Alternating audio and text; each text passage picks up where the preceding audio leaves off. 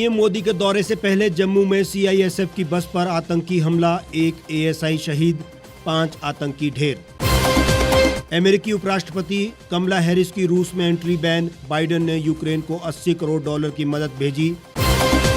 Corona ने पकड़ी रफ्तार, सक्रिय केस 14,000 के पार पहुंचे, 24 घंटे में 54 लोगों ने दम तोड़ा। और उत्तर भारत में मौसम ने बदली करवट, दिल्ली में धूल भरी आंधी के साथ बारिश का अलर्ट, बिहार यूपी समेत कई राज्यों में गर्मी से मिली राहत, शिमला में हो सकती है बारिश।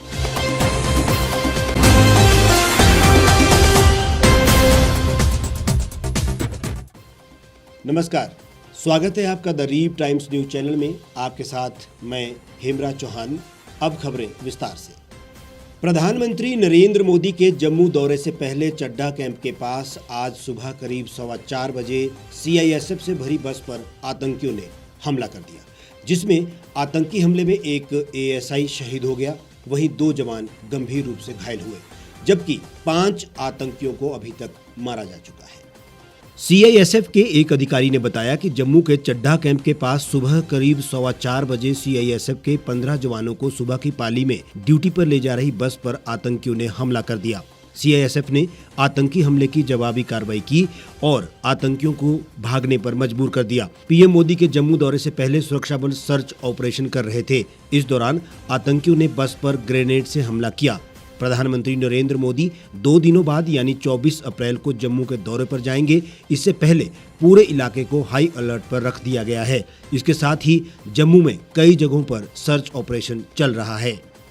जम्मू कश्मीर के डीजीपी ने बताया कि पुलिस की कार्रवाई जारी है, अलग अलग जगहों पर आतंकी हमले की साजिश की जा रही है। इसके साथ ही जम्मू कश्मीर के एडीजीपी का बड़ा बयान सामने आया। उन्होंने कहा कि जम्मू में फिदायनी हमले की कोशिश की गई है, आतंकी बड़े हमले की तैयारी के साथ आए थे। यूक्रेन में जंग शुरू होने के बाद से ही अमेरिका और सहयोगी देश लगातार रूस पर प्रतिबंधों का ऐलान कर रहे हैं।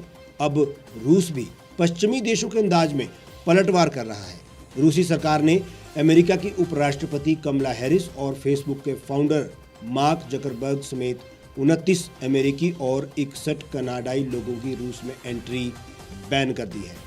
दूसरी तरफ अमेरिका के राष्ट्रपति जो बाइडेन ने यूक्रेन की मदद के लिए $80 करोड़ सैन्य सहायता भेजी है। इसके साथ ही उन्होंने कहा कि वो अमेरिकी कांग्रेस से यूक्रेन के लिए और मदद मांगेंगे। यूक्रेन के राष्ट्रपति वोलोदिमीर जेलेंस्की ने इस मदद के लिए अमेरिका का आभार जताया है। इजराइल का कहना है कि वो यूक्रेनी सेना को प्रोटेक्टिव इक्विपमेंट भेजता रहेगा। इजराइल के रक्षा मंत्री बेनी गैट्स ने 20 अप्रैल को यूक्रेनी सैनिकों के लिए बुलेट प्रूफ जैकेट और हेलमेट की डिलीवरी को मंजूरी दे दी है। रूस यूक्रेन जंग को लेकर अब इजराइल की स्थिति में बड़ा बदलाव नजर आ रहा है। रूस पूर्वी यूक्रेन में लगातार अपने सैनिकों की संख्या बढ़ा रहा है। यहाँ पर उसकी सेना की कुल 85 बटालियन तैनात है। इनमें से ज्यादातर की तैनाती डोनबास में की गई है। पेंटागन के प्रवक्ता जॉन किर्बी का कहना है कि उन्होंने यूक्रेन के लिए Phoenix ghost drone system develop किया है। यूक्रेनी सैनिक बहुत थोड़ी सी ट्रेनिंग के बाद ही इस्तेमाल करना इसे शुरू कर देंगे। अमेरिका ने यूक्रेन के लिए जो सहायता पैकेज तैयार किया है उसमें ऐसे 121 सिस्टम शामिल है। और अब बात कोरोना की। देश में कोरोना एक बार फिर से सिर उठाता नजर आ रहा है। बीते 24 घंटे में 2451 नए संक्रमित मिले हैं। सक्रिय केस भी बढ़कर 14,000 से ज्यादा हो गए हैं। केंद्रीय स्वास्थ्य मंत्रालय द्वारा आज सुबह जारी आंकड़ों के अनुसार बीते 24 घंटे में 54 लोगों ने कोरोना से दम तोड़ा है। इसके साथ ही कुल मृतक संख्या बढ़कर 5,22,116 हो गई है। नए बीते कुछ दिनों में नए संक्रमितों की संख्या बढ़ रही है। नए केस मिलने के साथ ही सक्रिय केस बढ़कर 14,241 हो गए हैं। वीरवार को 2,380 नए संक्रमित मिले थे और 56 कोरोना मरीजों की मौत भी हुई थी। इनमें से 53 की मौत केरल राज्य से बताई गई थी। देश में कुल संक्रमित मरीजों की संख्या शुक्रवार को बढ़कर 4,30,52,425 हो गई। गुरुवार को सक्रिय मामले 13,433 थे। शुक्रवार को इनमें 808 की बढ़ोतरी हुई। 54 और मौतों के साथ कुल मृतक संख्या 5,22,116 हो गई है। देश में सक्रिय केस कुल केस की तुलना में 0.03% है। हालांकि अच्छी बात यह है कि कोरोना रिकवरी रेट 98.75% पर कायम है। देश के कुछ राज्यों में बढ़ते संक्रमण के बीच ओमिक्रॉन के 2 नहीं बल्कि 8 नए वेरिएंट का पता चला है। इनमें से एक स्वरूप देश की राजधानी में भी मिला है, जिसकी पड़ताल इंसाकॉग और national centre for disease control यानी NCDC के वैज्ञानिकों ने शुरू की है। राजधानी दिल्ली समेत उत्तर भारत और नॉर्थ ईस्ट के राज्यों में शुक्रवार को तेज गरज के साथ बारिश हो सकती है। मौसम विभाग ने अलर्ट जारी करते हुए कहा है कि 24 से 48 घंटे तक राजधानी में बारिश होने की संभावना है। IMD ने बिहार समेत कई राज्यों में बारिश को देखते हुए येलो अलर्ट भी जारी किया है। मौसम में बदलाव के कारण तापमान में 5 से 10 डिग्री सेल्सियस की गिरावट दर्ज की गई है। मौसम विभाग ने राजधानी दिल्ली के अलावा बिहार, झारखंड, हरियाणा, छत्तीसगढ़, यूपी के कई जिलों में बिजली गिरने के साथ ही बारिश का अलर्ट जारी किया है। IMD ने बताया कि एक वेस्टर्न डिस्टर्बेंस की वजह से मौसम में बदलाव हुआ है। हालांकि 2 दिन बाद फिर गर्मी सताएगी। हिमाचल प्रदेश में येलो अलर्ट के बीच गुरुवार रात रोहतांग में बर्फबारी, कुल्लू मनाली में बारिश हुई। राजधानी शिमला में दिन भर बादल छाए रहे। कांगड़ा के चामुंडा में अंधड़ से कई पेड़ और टहनियां टूटने से गांव में बिजली सप्लाई ठप हो गई। मैदानी जिलों में मौसम बदलने से गेहूं की कटाई भी प्रभावित हुई है।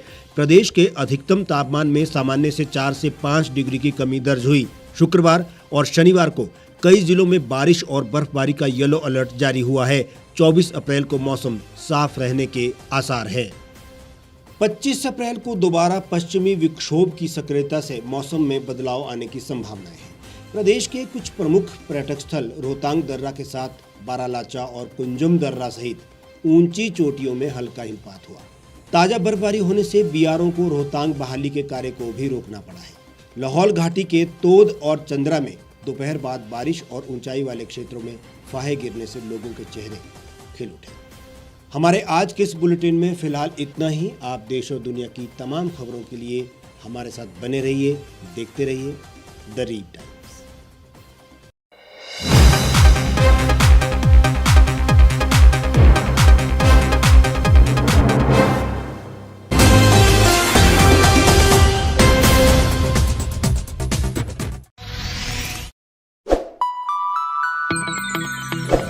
खबरों में बने रहने के लिए सब्सक्राइब करें द रीड टाइम्स, लाइक और शेयर करना ना भूलें। एक छत के नीचे सुविधाओं का अब उठाएं लाभ। रीव ई मार्ट में अब पाएं अपनी रसोई के लिए गुणवत्ता और सस्ते दामों पर राशन सामग्री। दालें हो या हो मसाले, आपका किचन ई मार्ट संभाले। उच्च गुणवत्ता और दामों में बेहतरीन रीव ई मार्ट में पधारें और पाएं अपनी पसंद के सभी उत्पाद, या फिर करें ऑनलाइन ऑर्डर और पाएं घर द्वार पर ही सुविधा। आज ही संपर्क करें फोन नंबर 8219694079 पर, बाईपास रोड, शनान, संजौली, शिमला। गांव की चौपालों से लेकर संसद के गलियारों तक, गृहिणी के चूल्हे से लेकर निवेश और बाजारों तक, किसानों के हाल से लेकर खेत और खलिहानों तक, शिक्षा और स्वास्थ्य से लेकर खेल के मैदानों तक, संसद के प्रधान से लेकर पंचायत के पंच तक, सेंट्रल हॉल से लेकर ग्राम सभा के मंच तक, हर खबर पर रहेगी हमारी पैनी नजर।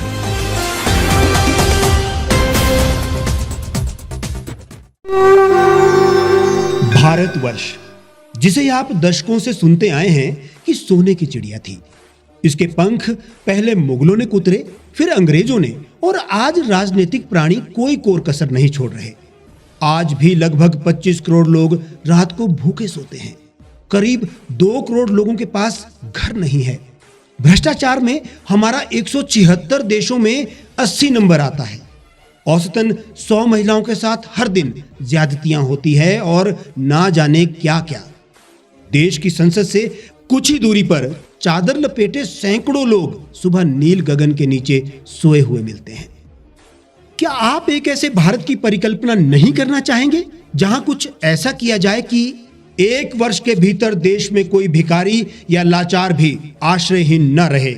लोगों को सभी सरकारी सेवाएं घर द्वार पर ही प्रदान की जाएं, ताकि दफ्तर या कर्मचारी के चक्कर ना काटने पड़े। भ्रष्टाचार जड़ से समाप्त हो जाएगा।